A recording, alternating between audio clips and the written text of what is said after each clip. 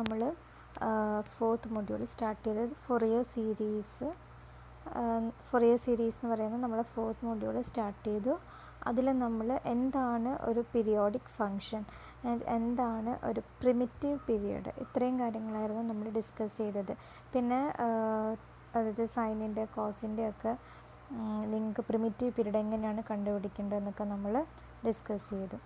ഇനി periodic function without, അതായത് periodic function without primitive period, അതിൻ്റെ ഒരു എക്സാമ്പിളാണ് നമ്മൾ പറയാൻ പോകുന്നത്.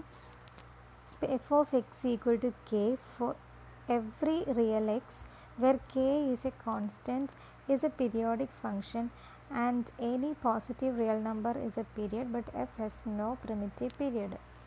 അതായത് ഇവിടെ നമുക്ക് തന്നിട്ടുള്ള ഫങ്ഷൻ നിങ്ങൾ നോക്കുക, f of x equal to k ആണ്.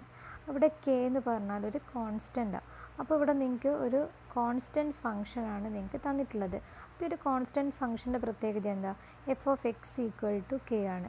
F of x plus 2 equal to എന്ത് തന്നെയായിരിക്കും? കെ തന്നെ ആയിരിക്കുമല്ലേ, കാരണം എക്സ് എന്ന് പറഞ്ഞൊരു വേരിയബിളേ അവിടെ ഇല്ല. എക്സ് പ്ലസ് 3 എന്തായിരിക്കും? കെ ആയിരിക്കും. എക്സ് പ്ലസ് 4 കെ ആയിരിക്കും, അല്ലെങ്കിൽ എക്സ് പ്ലസ് -1 കെ ആയിരിക്കും, എക്സ് പ്ലസ് -2 കെ ആയിരിക്കും. അപ്പോൾ എന്ത് പീരീഡ് ടി നമ്മൾ കൊടുത്തു കഴിഞ്ഞാലും അതെന്തായിരിക്കും? കെ തന്നെയായിരിക്കും നമുക്ക് കിട്ടുക. അപ്പം നമുക്കറിയാം പ്രിമിറ്റീവ് പീരീഡ് എന്ന് പറഞ്ഞു കഴിഞ്ഞാൽ ഏറ്റവും സ്മോളസ്റ്റ് പീരീഡിനെയാണ് നമ്മൾ പ്രിമിറ്റീവ് പീരീഡ് എന്ന് പറയാം. അപ്പോൾ ഒരു കോൺസ്റ്റൻറ്റ് ഫങ്ഷൻ്റെ കേസിൽ നമുക്ക് അങ്ങനെ ഒരു സ്മോളസ്റ്റ് പീരീഡ് കണ്ടുപിടിക്കാൻ പറ്റില്ല. കാരണം ഏത് നമ്പർ കൊടുത്തു കഴിഞ്ഞാലും അതെന്താണ്? അത് ഒരു പീരീഡാണ്. അപ്പം ഏറ്റവും ചെറിയ നമ്പർ ഏതാണെന്ന് ചോദിച്ചു കഴിഞ്ഞാൽ നമുക്കത് പറയാൻ പറ്റില്ല, കാരണം നെഗറ്റീവ് ഇൻഫിനിറ്റി വരെ ഉണ്ട്. അപ്പോൾ നമുക്കത് എത്രയാണ് എന്നുള്ളത് കറക്റ്റായിട്ട് പറയാൻ പറ്റില്ല. അതുകൊണ്ട് തന്നെ പ്രിമിറ്റീവ് പീരിയഡ് ഇല്ലാത്ത ഒരു ഫങ്ഷനാണ് എന്ത്? കോൺസ്റ്റൻറ്റ് ഫങ്ഷൻ എന്ന് പറയുന്നത്. ആ എക്സാമ്പിൾ നിങ്ങൾ ഓർത്ത് വെക്കുക. അപ്പോൾ നമ്മൾ പീരിയഡ്സിനെ പറ്റിയിട്ടെല്ലാം പറഞ്ഞു കഴിഞ്ഞ് ഇനി ട്രിഗ്നോമെട്രിക് സീരീസിലേക്ക് നമ്മൾ പോവാണ്. എന്താണ് trigonometric series? A series of the form a0 plus a1 cos x plus b1 sin x plus a2 cos 2x plus b2 sin 2x plus etcetera plus an cos nx plus bn sin nx plus etcetera, where a0, a1, b1, etc., an and bn, etc. are real constants is called trigonometric series. Here an's and bn's are coefficient of the series. ഇപ്പോൾ ഒരു trigonometric series എന്ന് പറഞ്ഞു കഴിഞ്ഞാൽ നമ്മൾ ഈ സൈനും കോസും വെച്ചിട്ട് എഴുതുന്ന ഈ ഒരു സീരീസിനെയാണ് നമ്മൾ എന്ത് പറയുക? ട്രിഗ്നോമെട്രിക് സീരീസ് എന്ന് പറയാം. അപ്പം ഇവിടെ നിങ്ങൾ ആ സീരീസിൻ്റെ ഫോം നോക്കി നിങ്ങൾക്ക് മനസ്സിലാവും. ഇവിടെ a0, a1, a2, a3 etcetera an വരെ കോഎഫിഷ്യൻസ് ഉണ്ട്. അതേപോലെ തന്നെ b1, b2, b3 etcetera bn എന്ന് പറയുന്ന കോഎഫിഷ്യൻസും ഉണ്ട്. അപ്പം a0 ആദ്യത്തെ ടേമാണ്, പ്ലസ് കോസിൻ്റെ കോഎഫിഷ്യൻ്റ് എല്ലാം a1, a2ഉം സൈനിൻ്റെ കോഎഫിഷ്യൻ്റ് b1, b2 വെച്ചിട്ടാണ് നമ്മൾ എഴുതിയിട്ടുള്ളത്. അപ്പോൾ ഇങ്ങനെ എഴുതുന്ന, അതായത് സൈനും കോസും വെച്ചിട്ട് ഇങ്ങനെ എഴുതുന്ന ഈ ഒരു സീരീസിനെയാണ് നമ്മളെന്ത് പറയുന്നത്? ട്രിഗ്നോമെട്രിക് സീരീസ് എന്ന് പറയുന്നത്. ഓക്കെ, ഇനി എന്താണ് ഒരു Fourier series? Fourier series of 2π periodic function defined over the interval -π. അതായത് ഫൊറിയർ സീരീസ് ഒരു 2π പീരിയഡ് വരുന്ന ഫങ്ഷൻ്റെ ഇനി പീരിയഡ് എന്താണെന്നുള്ളത് നമ്മൾ ഓൾറെഡി പഠിച്ചു. അപ്പം 2π പീരിയഡ് എന്ന് പറഞ്ഞു കഴിഞ്ഞാൽ അതിൻ്റെ എക്സാമ്പിൾ ഏതാ? സൈനും കോസും 2π പീരിയഡ് വരുന്ന ഫങ്ഷനാണ്. അപ്പോൾ അങ്ങനെ 2π പീരിയഡ് വരുന്ന ഫങ്ഷൻസിൻ്റെ ഫൊറിയർ സീരീസ് എങ്ങനെ എഴുതാം, അതാണ് നമ്മൾ ഈ ഒരു ഇവിടെ നമ്മൾ ഡിസ്കസ് ചെയ്യുന്നത്. അപ്പം ആ ഒരു ഇൻ്റർവെൽ നിങ്ങളുണ്ടാവും, -π എന്ന് പറയുന്ന ഇൻ്റർവെൽ തന്നിട്ടുണ്ട്. അപ്പം -π പ്രത്യേകത എന്താ? ആ ഒരു ഇൻ്റർവെല്ലിൻ്റെ ടോട്ടൽ ലെങ്ത് പറയുന്നത് എന്താണ്? 2π ആണ്. അതാണ് 2π ഇൻ്റർവെൽ എന്ന് പറയുന്നത്. ഇപ്പം 1ഉം 2ഉമാണ് ഇൻ്റർവെല്ലെങ്കിൽ ആ ഇൻ്റർവെൽ ലെങ്ത് എങ്ങനെയാണ് നമ്മൾ കാണുക? 2 - 1 ആയിരിക്കും ഇൻ്റർവെൽ ലെങ്ത് വരിക. അല്ലെങ്കിൽ ഇപ്പം ഇൻ്റർവെൽ 0, 3, അപ്പം അതിൻ്റെ ആ ഒരു ഇൻ്റർവെല്ലിൻ്റെ ലെങ്ത് എത്രയായിരിക്കും? 3 - 0, 3 ആയിരിക്കും അതിൻ്റെ ലെങ്ത് വരിക. അത് upper limit minus lower limit. ഇവിടെ -πയും πയും ആകുമ്പോൾ π - -π, അപ്പോൾ എന്ത് വരും? 2π. അപ്പോൾ 2π പീരിയഡ് വരുന്ന ഫംഗ്ഷൻ്റെ ഫോറിയർ സീരീസ്, അതിനെ പറ്റിയിട്ടാണ് നമ്മളിനി പഠിക്കാൻ പോകുന്നത്.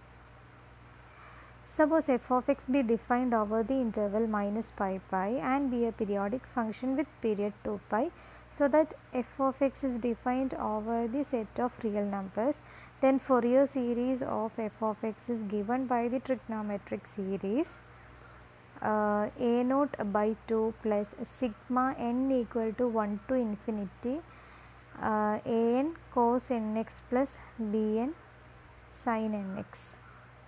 അപ്പോൾ ഇതാണ് ഫൊറിയർ സീരീസ് എന്ന് പറയുന്നത്. ഈ ഒരു സീരീസ് എന്ന് പറഞ്ഞു കഴിഞ്ഞാൽ എന്താ, കൂട്ടി ഫംഗ്ഷൻ പ്ലസ് ചെയ്ത് എഴുതുന്നതിന് സീരീസ് എന്ന് പറയും. അപ്പോൾ നമ്മളത് സമ്മേഷൻ വെച്ചിട്ട് ഷോർട്ടാക്കിയിട്ട് എഴുതാൻ നമുക്കറിയാം. അപ്പോൾ ഈ ഒരു സീരീസിനെയാണ് നമ്മൾ എന്ത് പറയുന്നത്, ഫൊറിയർ സീരീസ് എന്ന് പറയുന്നത്. അപ്പോൾ ഈ ഫൊറിയർ സീരീസ് നമ്മൾ ട്രിഗ്നോമെട്രിക് സീരീസ് വെച്ചിട്ടാണ് എഴുതുക. അപ്പോൾ ട്രിഗ്നോമെട്രിക് സീരീസ് എന്ന് പറഞ്ഞാൽ കോസും സൈനും വരുന്ന സീരീസ്. അപ്പം ഈ ഒരു ഫൊറിയർ സീരീസിൻ്റെ ഫോം എന്ന് പറഞ്ഞാൽ a nought by 2 plus sigma n equal to 1 to infinity a n cos n x plus b n sine n x. ഇനി ഇതിൽ അപ്പോൾ ഏതൊരു ഫംഗ്ഷൻ തന്നു കഴിഞ്ഞാലും നമുക്ക് ഏതൊരു പീരിയോഡിക് ഫംഗ്ഷൻ, ആ പീരിയോഡിക് ഫംഗ്ഷൻ്റെ ഇൻ്റർവെല്ലിൽ മൈനസ് പൈയിലും പൈയിലും അടക്കമായിരിക്കണം. അപ്പോൾ അങ്ങനെ തന്നില്ലെങ്കിൽ നമുക്കതിന് കറസ്പോണ്ടിങ് ആയിട്ടുള്ള ഫൊറിയർ സീരീസ് കാണാൻ പറ്റും. അപ്പോൾ ആ ഫൊറിയർ സീരീസ് കാണാനുള്ള ഫോർമുലയാണ് ഇവിടെ എഴുതിയിട്ടുള്ളത്. അപ്പോൾ അവിടെ നിങ്ങൾ കണ്ടുപിടിക്കേണ്ടത് എ നോട്ട് എന്താണ്, എ എൻ എന്താണ്, ബി എൻ എന്താണ് എന്നാണ് നിങ്ങൾ തന്ന ഫംഗ്ഷൻ വെച്ചിട്ട് കണ്ടുപിടിക്കേണ്ടത്. എന്നിട്ട് അത് ഈ സീരീസിലോട്ടേക്ക് എന്ത് ചെയ്യുക, സബ്സ്റ്റിറ്റ്യൂട്ട് ചെയ്യുക. ഓക്കെ, അപ്പോൾ ഈ എ നോട്ടും എ എന്നും ബി എന്നും കാണാനുള്ള ഫോർമുലയുണ്ട്. അപ്പോൾ അതാണ് അവിടെ തന്നിട്ടുള്ളത്. The coefficients a n and b n are determined by the Euler formula.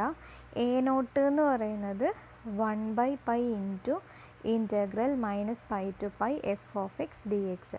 അതായത് എഫ് ഓഫ് എക്സ് എന്ന് പറയുന്ന ഫംഗ്ഷൻ, അതായത് നിങ്ങൾക്ക് തന്നിട്ടുണ്ടാകും ക്വസ്റ്റ്യനിൽ ഏത് ഫംഗ്ഷൻ്റെ ട്രിഗ്നോമെട്രിക് സീരീസ് ആണോ, ഫൊറിയർ സീരീസ് ആണോ നിങ്ങൾക്ക് കാണേണ്ടത്, ആ ഫംഗ്ഷനാണ് നമ്മൾ എഫ് ഓഫ് എക്സ് എന്ന് വിളിക്കുന്നത്. അപ്പോൾ ആ എഫ് ഓഫ് എക്സിന് ഇൻ്റഗ്രേറ്റ് ചെയ്യുക, മൈനസ് പൈ തൊട്ടിട്ട് പൈ വരെ ഇൻ്റഗ്രേറ്റ് ചെയ്യുക, 1 ബൈ പൈനെ കൊണ്ട് മൾട്ടിപ്ലൈ ചെയ്യുക. അതാണ് എ നോട്ട് എന്ന് പറയുന്നത്. ആൻഡ് എ എൻ എന്ന് പറയുന്നത് ഇൻ്റഗ്രൽ. അത് നമുക്കറിയാം, എ എന്ന് പറയുന്നത് ട്രിഗ്നോമെട്രിക് സീരീസിൻ്റെ കേസിൽ കോസിൻ്റെ കോഎഫിഷ്യൻ്റായിട്ട് വരുന്നതാണ്. അപ്പോൾ എ എൻ നമ്മൾ കണ്ടുപിടിക്കുക കോസ് യൂസ് ചെയ്തിട്ട്. അപ്പോൾ a n equal to 1 by pi into integral minus pi to pi f of x into cos n x d x എന്ന് വരും. അതേപോലെ ബി എൻ എന്ന് പറയുന്നത് b n equal to 1 by pi into integral minus pi to pi f of x sine n x d x. അപ്പം b n കണ്ടുപിടിക്കണമെങ്കിൽ sine എക്സിനെ കൊണ്ട് multiply ചെയ്യുക, എ എൻ കണ്ടുപിടിക്കണമെങ്കിൽ കോസ് എൻ എക്സിനെ കൊണ്ട് മൾട്ടിപ്ലൈ ചെയ്യുക, ഇൻ്റഗ്രേറ്റ് ചെയ്യുക. അപ്പോൾ ഇതാണ് എ നോട്ടും എ എന്നും ബി എന്നും കണ്ടുപിടിക്കാനുള്ള ഫോർമുല. അപ്പോൾ ഈ 3 ഫോർമുല നിങ്ങൾ പഠിച്ചു വെച്ച് കഴിഞ്ഞാൽ നിങ്ങൾക്ക് ഇതിലെ പ്രോബ്ലം വളരെ ഈസി ആയിട്ട് ചെയ്യാൻ പറ്റും.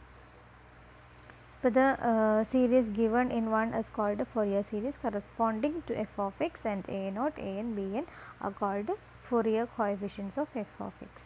അപ്പം Fourier series എന്താ നമ്മൾ പറഞ്ഞു കഴിഞ്ഞ് അതിൽ a naught, a n, b n ഇതിനൊക്കെയാണ് നമ്മൾ എന്ത് പറയുന്നത്, അതിൻ്റെ കോഎഫിഷ്യൻസ് ഓഫ് Fourier series എന്ന് പറയുന്നത്.